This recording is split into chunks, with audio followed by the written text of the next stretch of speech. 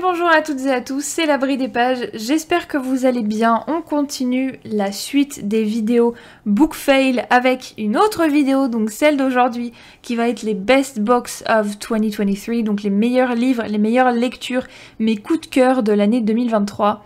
Je voulais pas passer à côté parce que faire Book Fail puis point lecture début janvier, je me suis dit quand même, on parle pas des coups de cœur, c'est un petit peu chaud quand même. Donc j'ai décidé de faire cette vidéo quand même et de faire ainsi de cette vidéo ce binôme, un binôme de la vidéo que vous avez normalement eu la semaine dernière.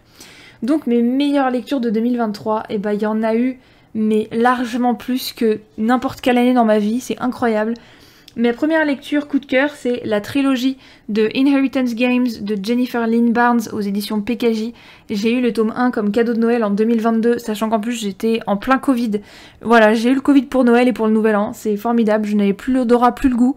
Donc le Nouvel An, je l'ai passé avec que des effets secondaires de merde, voilà, c'était abominable. Ça peut pas être pire. Faut jamais dire ça, parce que ça peut forcément être pire. Oui, ça peut être pire, donc c'était pas cool. Voilà, c'est tout ce que je peux vous dire. Donc c'est pour ça, Inheritance Games, c'était un cadeau de Noël, et après je me suis acheté le 2 et le 3, et coup de bol, le 3 sortait début février, et je l'ai fini en quelques jours quoi. Et c'était vraiment beaucoup trop bien. Mais je pense, un coup de cœur encore plus gros qu'il me tarde déjà de relire, et ça m'arrive jamais, c'est la saga des filles au chocolat de Cathy Cassidy, pareil aux éditions PKJ, mais de toute façon PKJ c'est vraiment une maison d'édition que j'adore parce que tous les PKJ je suis sûre d'adorer parce que c'est typiquement le genre d'histoire que j'aime bien. Et là les filles au chocolat, j'étais pas du tout sûre de moi, j'étais pas du tout sûre de kiffer cette saga là. Et en fait le tome 1, je l'ai vraiment trouvé super chouette, mais en même temps je savais pas trop quoi en penser. Et après en lisant le tome 2, donc c'est Cœur Guimauve et c'est sur la petite fille un peu vintage de la famille. Alors comment elle s'appelle déjà? Sky, il me semble que c'est Sky. J'ai tellement aimé, c'était une histoire de fantôme, c'était une histoire d'amour et tout, avec ses ancêtres. Ah mais j'ai tellement aimé que du coup, voilà, tout le mois de février et tout le mois de mars, pour vous dire, le tome 1, donc Cœur Cerise, je l'ai fini le 17 février, et j'ai fini le dernier tome, donc le tome, je crois que c'est le tome 8, donc Cœur Caramel.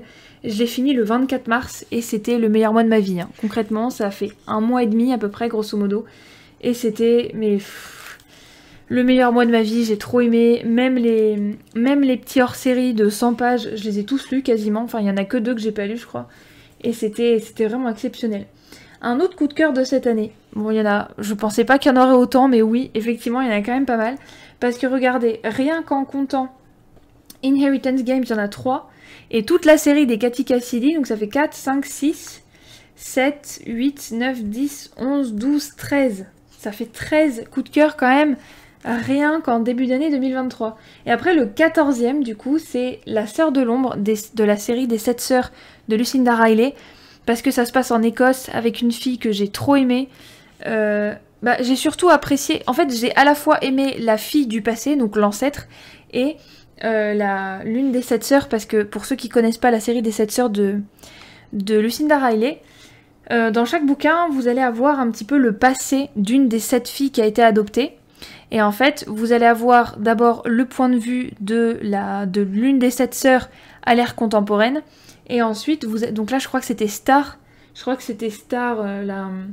Astérope, je crois que c'était Astérope dans le tome 3 justement dont il était question, et vous avez donc le passage avec elle de nos jours quoi, et ensuite vous avez plusieurs parties qui s'intercalent avec l'ère contemporaine, mais c'est clairement marqué, où vous avez effectivement accès aux mémoires des ancêtres de cette sœur là, et en fait elle vient d'Écosse et son ancêtre a côtoyé Béatrix Potter, donc celle qui a écrit Pierre Lapin, et j'ai vraiment trop aimé.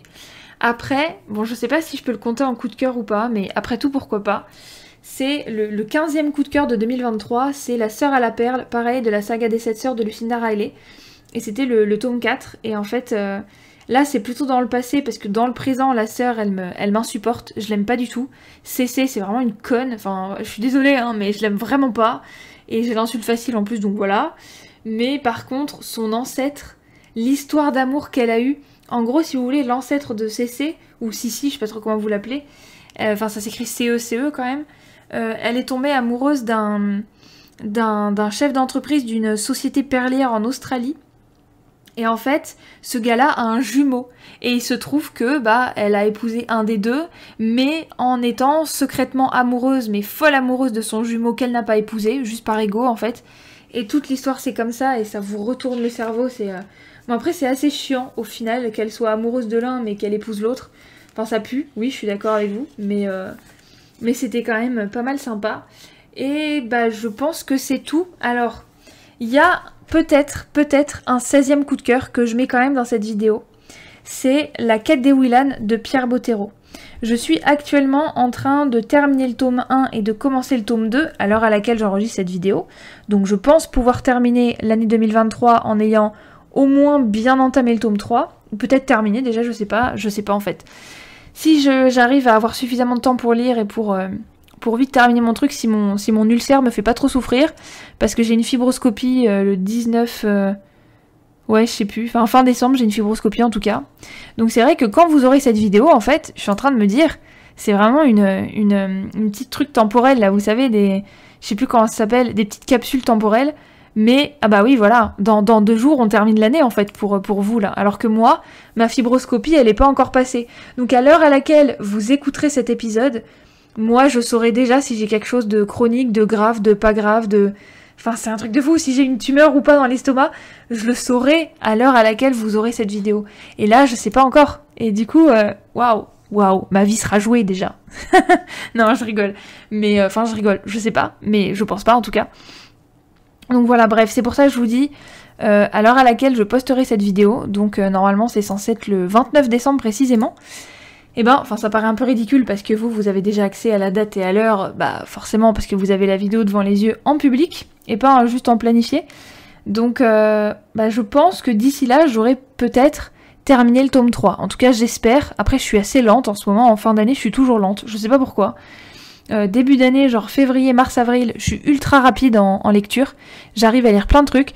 Mais alors en fin d'année, novembre, décembre, je suis assez lente. Donc j'espère avoir terminé le tome 3 en tout cas. Tout ce que je peux vous dire, c'est que le tome 1 de la quête des Willan, j'ai adoré. Donc je pense que c'est peut-être mon 16e coup de cœur de 2023. Parce que Pierre Bottero, il a une façon d'écrire que j'adore. Et puis le world building... il est impressionnant. Donc l'article sur la quête des Willan, il arrivera peut-être fin janvier, voire début février. Ça dépend parce que j'ai quand même pas mal d'articles à sortir que j'ai pas encore sortis. J'ai pris un petit peu de retard. Et enfin, sachant que je poste un article par semaine. Donc forcément, je peux pas forcément poster mon article. Enfin, je peux pas forcément faire 2 articles parce que si je fais 2 articles et que la semaine d'après je vous en fais qu'un seul, bah j'ai pas envie de changer de rythme tout le temps, quoi. C'est pas cool pour vous, puis c'est pas cool pour moi non plus. Parce que sinon, ça me force à sortir 2 articles par semaine, et au bout d'un certain temps, bah, j'aurais plus rien à sortir, quoi. Voilà. Donc, en tout cas, ça faisait partie de mes coups de cœur de 2023. N'hésitez pas à me dire si vous avez un bouquin de cette liste que je viens de vous donner qui fait partie de vos coups de cœur. Ou au contraire, qui fait pas du tout partie de vos coups de cœur, ou au contraire, qui fait partie de vos déceptions de 2023. En tout cas, j'espère que cette vidéo vous aura plu. N'hésitez pas à aller me suivre sur YouTube, sur Spotify et sur Instagram. Je suis active sur Instagram tous les jours et je suis hyper accessible, il n'y a aucun problème. Et en attendant la prochaine vidéo, eh bien je vous dis portez-vous bien et surtout, bah passez un très bon réveillon. Je vous souhaite pas encore une bonne année parce qu'on n'est pas encore en 2024, je veux pas que ça vous porte malheur. Mais en tout cas, j'espère que vous avez passé de belles fêtes et que votre réveillon s'annonce encore mieux que tout et que vous allez passer la meilleure nuit de votre vie. Et en attendant, début 2024, tout simplement, portez-vous extrêmement bien.